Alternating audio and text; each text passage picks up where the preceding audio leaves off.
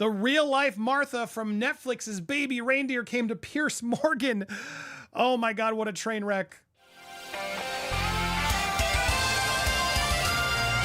Welcome to Popcorn Planet. I am Andy Signor. We watched the whole thing, commentary, watched it. You guys were here. We had like 40,000 people watching. It was nuts. Piers had about 600,000 people watching this show. The whole world was watching.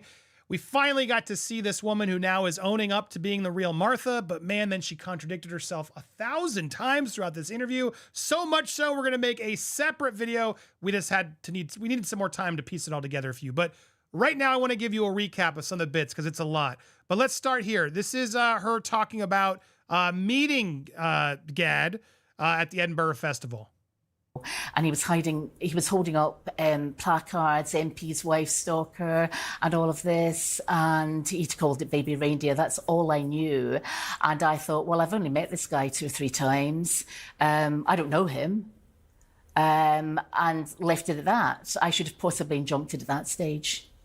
And when did you know that Netflix were doing something? 2 weeks ago. I had just moved flats, so it was 2 weeks ago past Saturday. And how did you hear? I saw on BBC Breaking News that he'd sold to Netflix, and both he and this character, Martha, this Jessica actress, seemed to be promoting mercilessly. Did you? So he, because that was breaking news all over the BBC that the Baby Reindeer was coming. She was clearly looking. She keeps saying she didn't watch the show, all these things. She think then it was you that they were depicting? I thought it was me they were depicting 5 years ago because of this MP's wife stalker article that had been a number done on me by the Sunday Mail 25 years ago when I was going for Donald Du's parliamentary seat. So I had a vague idea then. The Daily Mail then approached me on the Wednesday, 2 weeks ago. So sort of 2 weeks tomorrow.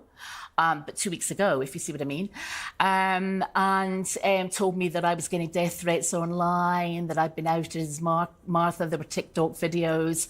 Were you online at all? Because you were before, but are you these days online? I've come off Facebook as of yesterday. That's a lie. She's on Facebook right now. She posted 5 hours ago. She's been posting all day. And she seemed to confirm this. It's got a lot of photos. This is her Facebook, which is public. And now she's talking about the interview as well. So there are so many moments of her getting caught. Let's go further, though, asking about the cup of tea, an example from the show. To a London pub. You've just named the pub. And he's working behind the bar, Richard Gadd. And he offers you a cup of tea. Is that what happened? No, that's not correct. He didn't offer me a cup of tea. Nobody gets anything free from the Holly Arms. I was in for a meal with a drink of lemonade, and I was very, very hungry. I'm diabetic, so very hungry. So that's And did you talk to him? He interrupted a conversation. There was another barman there, and he said, "Oh, you're Scottish," and basically commandeered the conversation. I was talking to somebody. It's pretty rude to interrupt. So he seemed to be obsessed with me from that moment onwards. I mean, so she's friends with him, but he interrupted and was rude right out the gate, Kim. Right out the gate, she's playing victim of this man was doing it from day one. Well, then why are you on Twitter promoting his shows, everything else that she's done? She's all over the place. Please go and see Richard Gadd's show. We're going to come back to this. Please go see. He's so great. He's the best. It's all so contradictory, and she doesn't even seem to realize it, is what the scary thing about this is. And now we're jumping ahead to another quick portion addressing the emails. You send him 41,000 emails, 350 voice messages, 744 tweets, 48 Facebook messages, and 106 letters. That's simply not true. If somebody was sending somebody 41,000 emails or something, they'd be doing how many a day? Lots. Well, they'd be obsessively contacting yeah, absolutely not. Absolutely not. What did you send him? No, none of that's true. I don't think I sent him anything. You never sent him anything? No. I think there may have been a couple of emails exchanging, but that was it. Just jokey banter emails. Netflix have said that these details are the real ones. That this is exactly completely incorrect. So you're denying sending anything to him? There may have been a couple of emails. Text messages? No. Facebook messages? No. Did you tweet him? I may have done years and years ago. You actually tweeted him numerous times. No, it wasn't numerous. It was about 18 tweets there or 14. She knows quite a lot exactly for someone who's not that well known. She's like, I haven't messaged him. Well, did you do it on Twitter? Maybe. She said maybe. And then it was, well, I sent him 18. She knows the details when it helps her. And then she doesn't when she's on the being pushed against the wall. Like, it's like, it is so frustrating to watch. What is it, girl? Which one is it? But we were all friends. You know, it was banter. Right, but it establishes you were contacted. That's in public. Yes, I mean, this Did you write him letters? Public, no.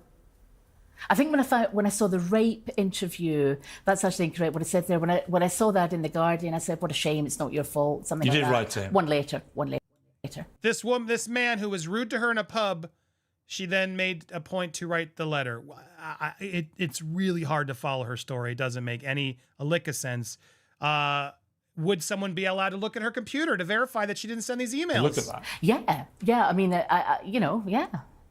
What do you have? What that didn't seem believable. Did it seem to you, Kim? Yeah, look down. No, it's.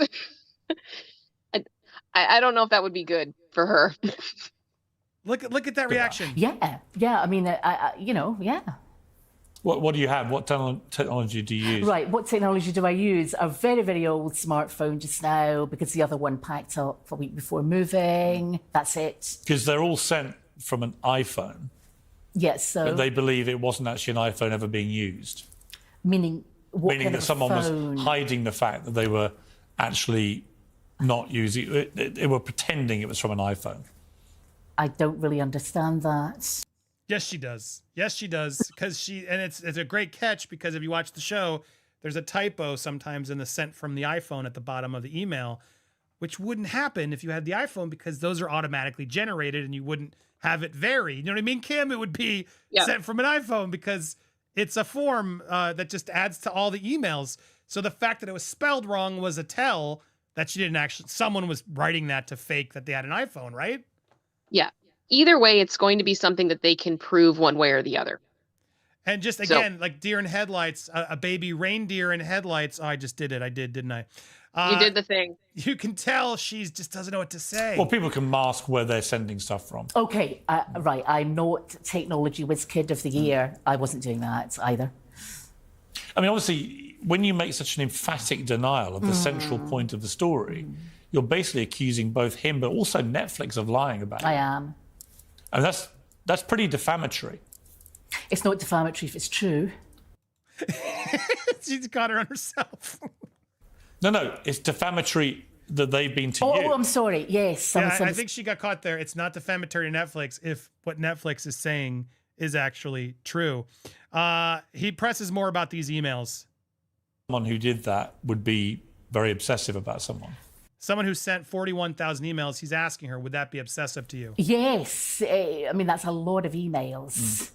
And why now? Why didn't you go to the police at the time? Or this sort of doesn't make sense. I mean, the fact that Netflix have said this is based on reality, this is a true story, that Martha did, the real life Martha, the person they based this on, who Richard Gadd has written about, is the person that sent these. And he has the evidence to prove it. What you're saying is that proves you cannot be Martha. Yes, and I would like to see Netflix's evidence for that. That's a very critical part right there. She's basically, I'm not the Martha. But now she throughout this whole interview owns up the fact, well, I'm Martha. I'm suing them because I'm Martha. Which is it? Are you the Martha or not? Because the Martha Netflix sent all these emails, and if you didn't, well, then she must have a pretty good case, right, Kim? That's to be very clear cut. Let's go prove you don't have the emails and go to court, which is what she's claiming to do. Do you think she's really going to go to court? I mean, I kind of hope she does. I'm here for all this coming out, and let's get to the truth of everything. I can't help but feel like she seems to be okay with being Martha when it serves her, but not when it doesn't. That's just my opinion. That was the vibe I got.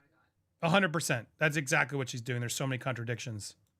So they ask again. Never. No, it's not. Did you ever attend his stand-up? I think I went to one. It was a long, long time ago. And you never shouted out or anything? Why would I do that? No. I don't know. Why would she do that? Well, you did. You did. I mean, this is the tip of the iceberg. This is just sadly the tip of the iceberg of the things that she's done. And it's just weird. No. I mean, Do you ever shout out at comedy shows? I don't know. People do. No, I don't generally go to comedy shows. But So you no, never heckled him? No, Did you ever attack Richard Gadd's girlfriend because you were jealous? no, I don't think he had a girlfriend. I think he's homosexual. But no, I have never been to his house or... What a weird outing and just like an aggressive Yeah. thing that she just throws out there. It felt prepared, don't you think? A little bit. It made me uncomfortable. Not gonna attacked lie. any girlfriend or anything like that. There are lots of... It's just like, why was that? Why did she Why have was to that say necessary? Yeah, what's the point? What was the point of that, Martha? Fiona, sorry, whatever. And I don't. Go and ahead. it's like the way she said it kind of like, to me, I interpreted it in a way that she was almost, I guess in context of the rest of the interview when she speaks about him, it's very negative, and I don't understand why she brought it up like that, because obviously, I mean, if he is, there's nothing wrong with that, and that's how he feels. But clearly, if he had a girlfriend, he's living his life. It's his private life, and it's really none of our business. The question was, did she go after this woman? And it's Yes. immediately deflecting back to something else, and it's just like, just answer the question. Well, she doesn't. She doesn't really answer any questions. She just plays the victim. And now the question is asked, well, why would Richard Gadd do this then? Mhm. She answers. I got the impression that he was all out for himself, wanted to sort of control that bar, very, very inarticulate, very full of himself. I should never have gone in that bar. Do you wish you never had? Yes, absolutely. Absolutely. So playing him totally like the bad guy, like he's this abominable creature that I guess, I mean, if he really did lie about all this, that would be awful. But she's brought no evidence, and it's becoming incredibly hard to believe. And everything she says, is, if you guys have watched the show, I don't know about you, I watch the show. Every time she speaks, I feel more and more confident this is the woman from that show. Here's another bit. Closer to home, to himself, as someone who needs help. What, you think he's mentally unwell? Yes, I think he always was. Whether there was an alleged rape or whether that rape was real or conceived in his mind, I think that would make him more I mean, that's a rape that he says happened. Mm-hmm. It was a television... we're not going to get into all that from the show, but she's now taking that away, saying, well, that clearly didn't happen. He's lying about that too. That's where she's taking this. Yikes. Yeah. This woman's fascinating. And not in a good way. My mother is, yeah. And how does she feel about this? I've not talked to her about it. I'm hoping she'll have just seen the Scottish headlines and that's it. She's not an internet freak or anything like that. But she has no idea what's happened to you. She's not an internet freak. She doesn't have Netflix and watch things, Kim, because I guess anybody who does that is an internet freak. You notice She that too, can't right? use Google. If she Googles and goes on Google News, that Damn makes you an freaks. internet freak. Good to know. Freaks, all of you, on here on the YouTubes. She will know bits, and she was very, very angry with Laura Walker for doing the original article when I went Laura Ray. to Warrior.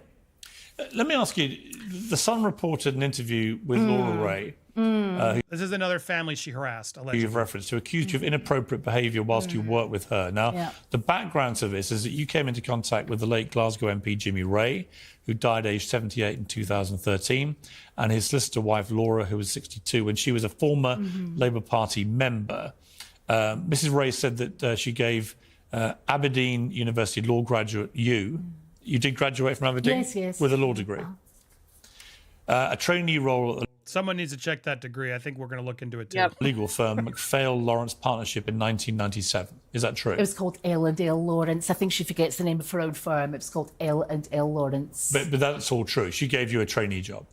She lured me away from another firm. She headhunted me from another firm because she needed someone to do employment law. And I'm pretty good at employment law, so... She said that she had to sack you days later because you were completely incapable of behaving yourself. I walked. Her staff were really, really rude to me. Most people, half the Labour Party had been up there at one point or another and walked. She then So she wasn't fired. She walked, of course, convenient. said that following you leaving, obviously very quickly, that you then harassed her. You were then known as Fiona Muir, obviously, as you said, Muir Harvey. Mrs Ray said she was so frightened she issued workers at her firm with personal alarms You were then served an interim interdict to stop you from contacting the lawyer or her politician husband. Daily Record She reported that. messed up, I know, and I've still to speak to David about that, the author of that Daily Record article. She's got to speak to him, yes. Is that the same one she's trying to say harassed? I still don't. She's going to speak to him. Great. She didn't. She messed up because I went into the Court of Session, the High Court in Edinburgh, to get countrywide interdicts, an interdict and an injunction in Scotland and England because I was going to move to London anyway. She mucked up. Sorry, you went into court to get them yourself? Yes, but there Against was who? no need against Laura Walker and Ginny Ray. But she said one was served on you. Yeah, that's nonsense. An interim we have checked this out. And again, there would be a public record of Yeah, that. absolutely. And You're saying that it was never served? what we think, she served the initial documents, and Oh, she then did? she no. She served the initial documents, and then there was no hearing. It wasn't minuted for a hearing. I said I would defend, but she mucked that up too. She didn't fill up a second initial document. Bad lawyer. That's probably why she left, right, Kim?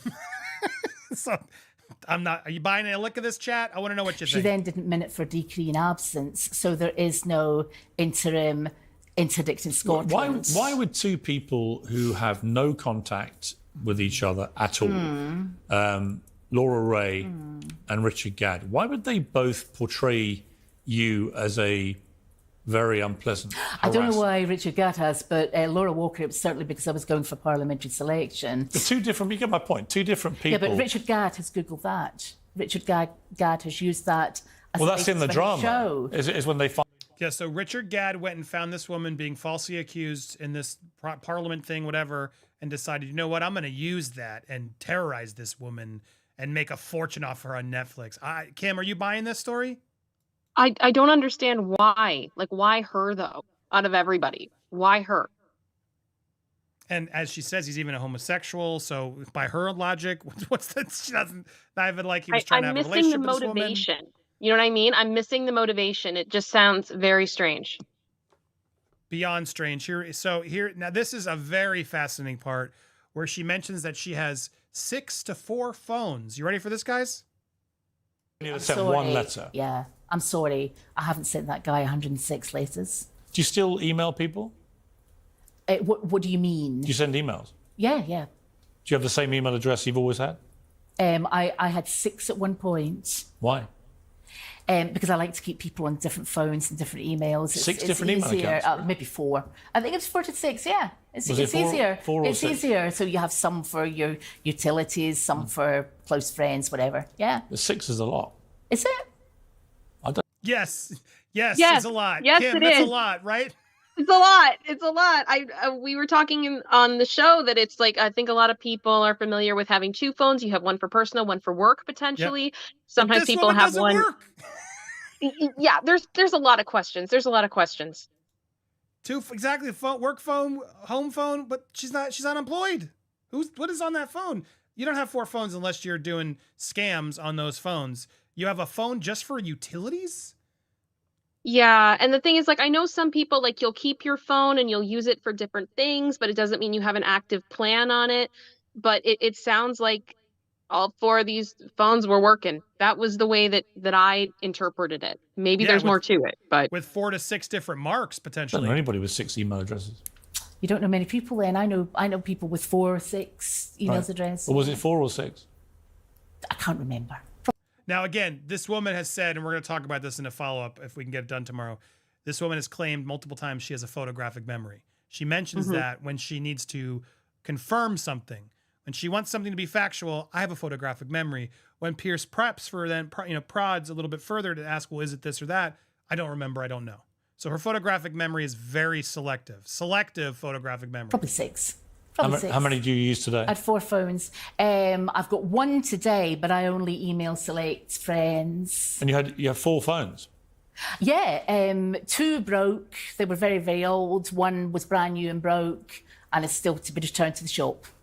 I like keeping people on separate phones as well. And maybe that makes me a maniac or a stalker or something. But if you've got somebody on about your electricity bill or somebody on about some work or something, it's nice to keep it separate, you know. I don't know. Kim, I have No. so much separate things that I have to focus in my life. If I had 4 different phones to lose, I would get nothing done. No, and that's the thing too. A part of me was thinking that too. Of like, I lose my phone all the time. I can't imagine if I had 4 I had to keep track of. And their phones are ringing. Oh, wait, it's the utilities. Oh, hello. And I missed that. And then you lose your utilities. That makes no damn sense, woman. Sorry. All right. And then we have the fireworks got better towards the second half for sure, because Piers was a professional, I would say, just overall. And I do commend him for that, because a lot of people are questioning, should he even have her this on, because it's clear she's mentally unwell. Honestly, I felt bad through a lot of it. Well, I don't like this woman, and it seems like a lot of it is true. It seems. I don't want to get sued by this lawyer. She's unwell, and she needs help. And so there's this version of, we were all watching a car crash, but we're also like, need to go help her. But I don't think she wants the help. All that said, Piers was pretty good at like trying to be fair and didn't sandbag or completely expose her like he probably could have, or maybe some fans are saying he should have. But near the end, he did push a little bit more. And as we wrapped up, here's some more. The reason you say you got a photographic memory, but what grades did you get? All right grades. I mean, not top of the year or anything. No, but all right you get grades. when you do a degree, you get a. Yeah, you're asking me what marks I got for 13 subjects. I can't remember. Well, no, you ended up with it. Did you get a first-class degree? Oh, no, I said I didn't do an honors degree. I wanted to go out and practice, so it was an ordinary. What the heck? That was kind of the 80s. If it came to it, would you take a lie detector test? Yeah. Possibly, yeah. I would need to consult other lawyers about that. If we set one up, you would do it. A lie detector test for what? You know, the police, as you know, the police use them. They're just an indication. They use them for mass murder and things like that. Well, no, they use them in many cases just to determine whether they think someone's telling the truth. They don't use them that much. I know you've done the programmes of women behind bars and things. I confess, I think I've just seen one, but it's not used that much. Well, look, I'll be honest with you. That's the other thing. Since you've mentioned it, I've done a lot of crime interviews with people who've committed way worse offences than what you've been accused of. Yeah, I haven't seen it. I know you have. You know, way more mass murderers, serial killers, and so on. And they're all, I've got to say, almost all of them are very good liars. Could it be, people to be asking this, watching you thinking, either she's genuinely innocent here, or she's a terrible liar who is capable of all of these things. I don't lie, and... Oh my God, I don't lie. She never lies, guys. Never. Everything is a lie about her. Everything she's telling you is the truth. This was a very difficult thing to watch. At the end of the day, it is fascinating. I'm not going to lie. 600,000 people were watching this all at the same time, and I'm sure another 600,000 are going to watch tonight and tomorrow. This is going to get massive numbers for Piers. We could saw massive numbers for us as well, as we've been covering this story. People are fascinated by this story because it's raw, it's real. It shows you that trauma can affect you. And that, you can be the perpetrator and a victim. That's what I think is connecting with a lot of people about this show. And it's really well done, really good acting. My God, watching this woman, Jessica Gunning, who plays her in the show, is fantastic. Oh my God, I was already gushing over her performance. But Kim, it feels like Richard must have shared some of these voicemails with her to give her a sense of this character, don't you? I mean, you didn't watch the show. I guess you can't answer that, but as someone who did, it just felt so close to this woman. I guess I was going to you, but I know you didn't watch it, so I won't. I'll take that back. But I will say I did see a comment this morning regarding the show saying that the actress who portrayed Martha in the show, that if she doesn't get an Emmy nomination at this point, there will be rioting in the streets. So I don't think you're the only one that thought that she was very good. She's very good in the show, and she made fun of her at one point, saying, well, I saw her in an interview and she wasn't speaking Scottish. And even Piers is like, she's an actress. That was acting. And so, look, I don't want to laugh at this woman. I'm not trying to do that. Look, this is a sad story at the end of the day. This woman's trying to claim something. She's claiming she's going to do a lawsuit. I'd love to see it. We'll cover it if she does. I think she's going to have a tough time. I think she's going to have a very tough time, because if she goes and does that, we'll be able to actually have discovery to learn more about some of these emails, voicemails, and things that she says didn't happen, but now we'll be able to actually see if they happen. So I say bring it on. I would love to see that. Or I just wish she would just take some damn accountability. If I could speak to this woman, and we're having this debate of would you invite her on. I don't want to personally reach out for obvious reasons, Kim, but if someone were to connect us or she wanted to come on, I would give her an opportunity, but I would also make it clear, like, I think she needs help. I don't believe it. I think there's too much stuff here. Until you can show me evidence otherwise, I'm going to believe the people on this. And I think you need to own up. You can't say you don't ever lie. You lied in this interview, and we're going to expose it in the next video because you did multiple times. You're stuck in your own stories. You don't even know. You're digging so many stories with all your phones. You're losing track. Your contradictions are all over the place. And it's just, one, it's fascinating to watch because it's I imagine for Richard, the star of Baby Reindeer, there's got to be just a weird reaction to this of knowing like everybody's now seeing, oh, you were right, dude. This is wild. And that's another big question of what did he know? There are definitely tweets that make it easy to figure out who this person was. And that's from the script. So did Netflix do a good enough job hiding this character's identity? That's a fair question that I think she had. But seeing her on these interviews, seeing her with Piers now, seeing her come forward and admit who she is, I think she's hurting her case. But let's get a lawyer on. We'll see if she actually has any basis, and we'll report that. So if you haven't already, whether you're watching live or on the replay, make sure you've hit that subscribe button, hit the bell so you get alerts, smash the like button while you're here, and leave a comment down below. We did so well in our live today. We just crossed 800,000 subscribers. Woo! And we got so much more coming for you. I got the Michael Jackson documentary is in the works. My goodness, Michael Jackson is innocent. If you don't believe it, stay tuned. We got some amazing, stay tuned. So much is coming. Diddygate. Oh my gosh, this Drake feud. There's been so much more coming in, so don't miss all of it. Stay tuned here on Popcorn Planet.